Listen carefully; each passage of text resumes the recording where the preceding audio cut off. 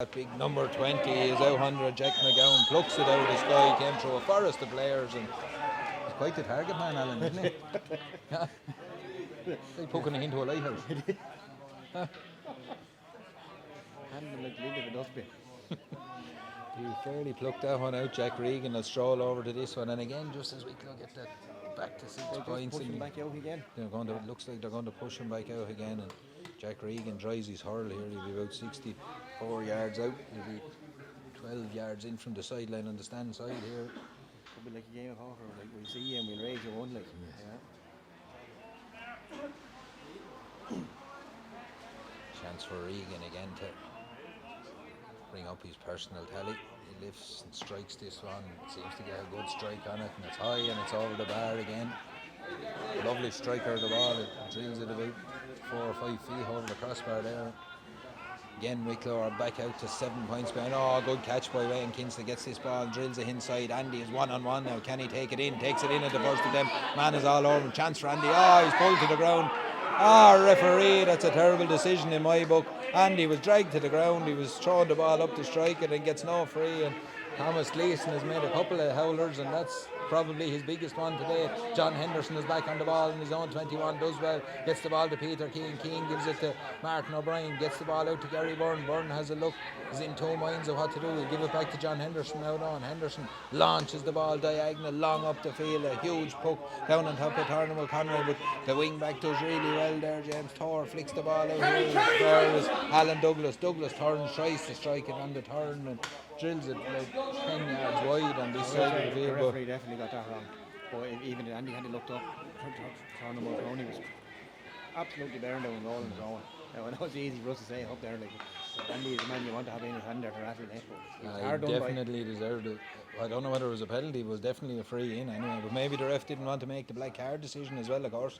Ball breaks down into the middle of the field, a huddle of players around it from both sides again, and Meath again look physically stronger and come out with the ball there as Jack Regan is tackled and dispossessed by Danny Staunton. Staunton as well, and John Henderson gets it. Wicklow are a little bit more Rue one now. Ball is in front of Tarnum O'Conroy. He goes well, gets it to himself at the second attempt, has a look up. But again, there's not any green jerseys in there and very little support for the young man. The ball back to Ben McGowan. McGowan goes around Henderson. Chance here, there's danger here for Wicklow. Meath bear down on goal. Ball is out as far as there. He's tackled, he's fouled. And now we'll see now. And this should have been at the other end as well, to be fair, but this is going to put He'll have to black card him. You would imagine he'll have to black card him. It's Damien Healy. Goal scoring opportunity. No? Well, that's the way it had read to me anyway, but it's the very same as Andy on the other side. Yeah. Like, I know it's a 7-point game at the minute, but rub of the green is... And to be fair, Mick doesn't deserve that. No. You're looking at a 10-point game and it should have been a 4-point game. Yeah, over two big calls, like, you know. Like that, he's got that call right all day long. I've no doubt about that. But he's having a good chat with him. And he's going to... He might be just, because he knows he got the Andy one wrong, I'd say. And It's gone for 10 minutes. Yeah. Oh, the yellow. Oh, that's right, yeah. But what should have been a 4-point game now is probably going to be a 10-point game after this. I'm not saying we should be waiting that the referee is being Wicklow here by any manner of means, but they're big decisions that went against him. Well, as I said, you take the John Henderson decision is another point. It's 1-1. You're back within 3. Yeah. You know, and now, like, this is a penalty all day long, don't get me wrong. No, it's a penalty one side, a penalty the other side. So I think they bring in VAR. I'd say there's to be some setting up on that. Jack Regan blast. Oh, brilliantly saved by Conor McNally. He does really well down low to his right, bats the ball away. Heavy challenge on John Henderson. Their ball is thrown out as far as the number 20, Jack McGowan. McGowan is turned over though, does well there.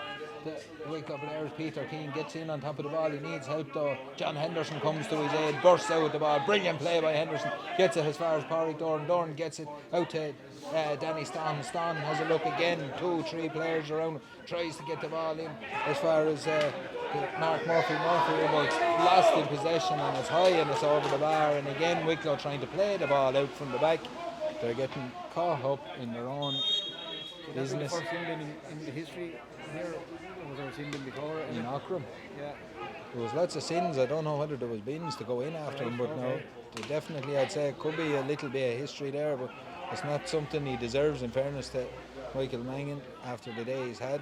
So Ben McGowan comes cross field here over as far as Alan Douglas. Douglas has the ball, pops it off here. Oh, he's wing back who has a look, and again goes long diagonal ball in. That big man in there looked to be up on top of Henderson's back, but it's broken in as far as Martin O'Brien, down as far as Peter Keane. Keane goes low, a dangerous looking ball in as far as Mark Murphy, but Murphy does really well, gets his touch and has a look up and tries to switch the play, finds Davy Maloney right in the middle of the field. Maloney puts the ball in the hurl, carries it into the danger area, 3 men around and breaks the tackle, flicks a good ball off to Turnham O'Connor. He's swallowed up by 2 or 3 players, but does well enough to try and get it back to Maloney. Maloney picks it up, has a look, will he go backwards? Oh, pops it into Mulconroy again. Mulconroy takes it, does really well, turns, was blocked down, ball is taken from him by the big centre back. They have power in the centre back, just gets away from Mulconroy, gets the ball out as far as Ben McGowan. McGowan fires a long diagonal ball into Jack McGowan again, touches the ball away. Henderson does really well. Ball breaks in, again it's a huddle, again it's hard going in there. Peter Keane gets a boot to it. Martin O'Brien flicks the ball out as far as Christy Morehouse. Morehouse down on his own 65, out on the press box side, drives a long ball into the danger area. Wayne Kinsley tries to gets it at the second attempt, does he? No, again there's 3-4 Meath men around him, and Meath work the ball out to their centre back who was James Tower, but he loses it in as far as Porrick Doran. Doran stands up, comes back with the ball, has a look, again he needs support, again there's not much there. He gets as far as Christy Morehouse, 3 men around him straight away. Meath's defensive unit doing really well, and they're probably unlucky to give away a free as well, to be fair to them. They stood their ground. What else they could do? Like Andy O'Brien, he's on back into the full forward line now, but he was out on the near in between the 50 or the 65 and the 45. Taken quickly. We need a minute to go. Taken quickly by Christie, and another poor decision enough probably. We should have just hit over the bar. We're going to need more than one score. Ben McGowan gets the ball to Alan Douglas. Douglas fires a diagonal ball again. Should be cut out. It is cut out, and it's Peter Keane who's played well, to be fair to Keane. One of the older members of the panel has done really well today. Ball is back in as far as Danny Staunton. Staunton gets the ball, picks it up off scraps and flicks it high over the bar. Staunton and Peter Keane, to be fair to him, have been 2 standout players there today. Coming in, Breen coming in.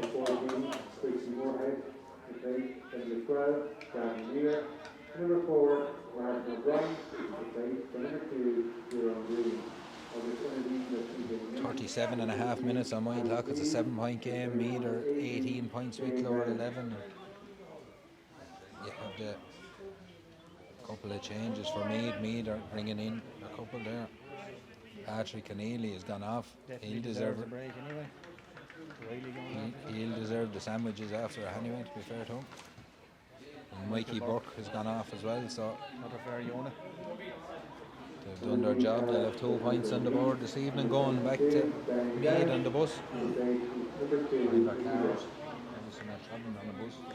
COVID regulations. Slip of the tongue there. Hook out from Charlie Ennis, goes long down the field again, right on the knees. It's over the edge, but Staunton gets back and fires the ball up the field in on top of Wayne Kinsley. Kinsley pulls on it, gets the ball inside to Andy. Andy's one-on-one. Quickly they filter back. Andy has a look, heads for the goal. 3-4 men around him.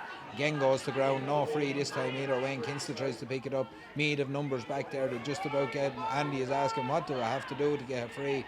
And it's cleared by the wing back Keith Keown. A long ball down the field on top of Danny Staunton. Staunton gets to the ball first. It's picked up though by Matthew Traynor. Traynor carries it out over the line. It's a line ball to Meath. And with that goes Wicklow's chance of a goal, I'd say. Andy gone to your hand here today. He might have told the referee somewhere along the line maybe why he did It seems to me like he did, because he's not getting any change out of him anyway. To be fair, sometimes Andy does buy the odd free. He ain't buying him today.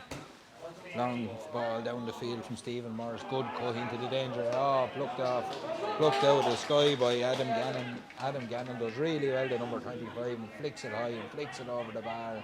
Another score on the board. 19 points for Meath now, 11 for Wicklow. 11 for Meath. Hook out goes short to Gary Byrne. Again he's sworn, but this time he's fouled. tired looking tackle from Alan Douglas. He's covered a lot of ground, Douglas as well.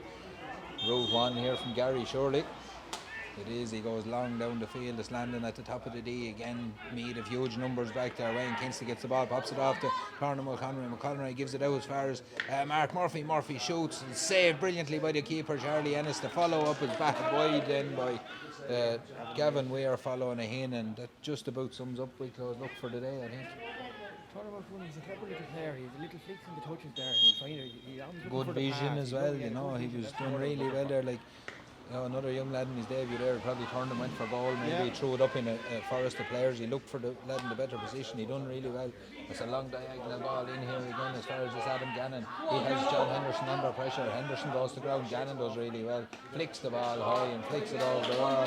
I suppose therein lies the difference.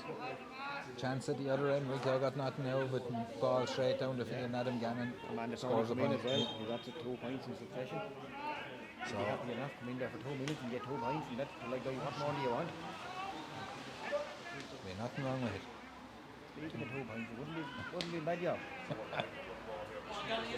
Doesn't stop at it. Ball goes into the corner here. Gary Byrne gets back. He tries to stop Gannon. He does enough. He gets the hurl to it.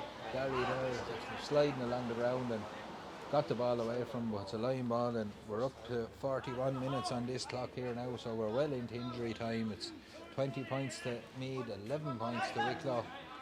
And look, I suppose since the start of the second half, in the first half, Alan, Meath have been in complete control of it. When they've got the nose in the head, they just have never looked trouble since. Rory Thornton with the ball underneath the stand there, gives it to Mark Murphy. Murphy does well to evade the tackle, loses possession though, drops the ball, it's on the ground. Meath, men all around. Again, he does really well to pick it up. He's tripped, he does well there, Murphy. He was under all sorts of pressure. Rory Thornton about to take this one, throws it up, launches a high ball up in the sky, in on top of Andy O'Brien. Is there a goal in Wicklow? Is there another chance in Wicklow? Andy, 3 or 4 men around Andy again. He struggles, he goes to ground. There's lots of men there to cover him, to be fair. He's battling against a battalion of Meath men, and they work the ball out, and it's into the hands of Damien Healy, and the last act of the game is for Meath to clear the ball down the field. It's ended 20 points to Meath, 11 points to Wicklow. As I said, Alan, look, Meath pretty much in control from the end of the first Wicklow come out in the second half of the first quarter break and didn't manage to rack up a score at all. I think it was 5 minutes into the second half again they managed to get a score. You know, like it's not good enough. But look at it, it's a work in progress. So look, people are back, they're not back long, they're not fit, they're unrusty. A lot of things are being tried out there, but like they managed to get 17 points the last day, like 11 today, 6 wides. You know, as I say, it goes to show it all. Every time Andy got the ball in the second half there was 4 or 5 around him. So like, where's the help? Yeah, and I suppose they know we're putting all their eggs in that basket maybe as well. And and they can look at one or afford two things. There was a good few free takers, changed their pattern out there, changed the free takers, and like we definitely should have had a free or a penalty. Went up the other side of the field, they got a penalty. It was saved all right, I know, but like they got a point off of it, you know, and we lost a man. Yeah, you know. So look, as you said, a work in progress. Down next up, I think, in this in this league, and Wicklow will have to try and get 2 points off of them if they're to stay in the league by the looks of it, because Kerry and Offaly are pretty formidable looking at the minute. So look, it's onward and upward, and as we said, the Christie Ring is not far away either. So and it's great to be back, and Wicklow are out here tomorrow in the football against Offaly, so we'll be wishing them all the best as well. Look, we'll talk to you soon. And thanks for listening or looking or wherever you're after out. Yeah.